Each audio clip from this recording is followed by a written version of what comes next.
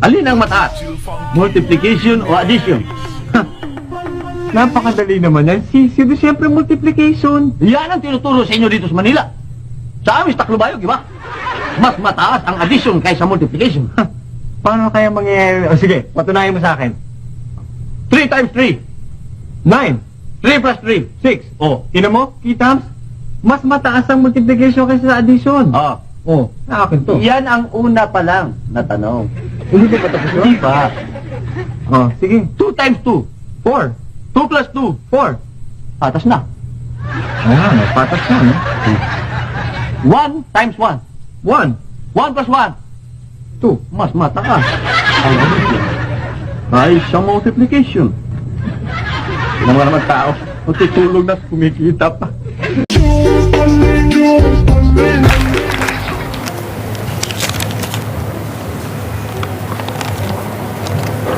Hoy, hoy, hoy.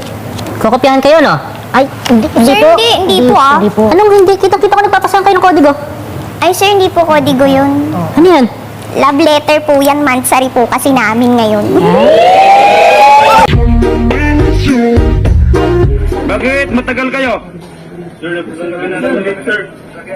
Ano? Na-flat yung sasakyan o yung gulong? Tawa-tawa pa kayo ha? Pag nag-apply tayo ng sundalo, seryoso dapat tayo dito. Nakuha? Yes, sir! Tama, tama. Count up! 1, 2, 3, 4, 5, 6, 7! 2 times 2 plus 2. 2 plus 2. 2 plus 2, 4. 4. Sige, tog. Tog. Ano ba yung papalod mo, bebe? Ano, unlicol, yung pangtawag.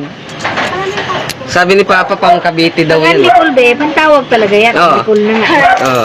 TM yan, pangtawag. Pangtawag ng Cavite yan eh. Pero alam yung kakaiba rito kay Nonoy? Bakit? Ang kinokopyahan niya, yung pang pinakabobo sa klase namin.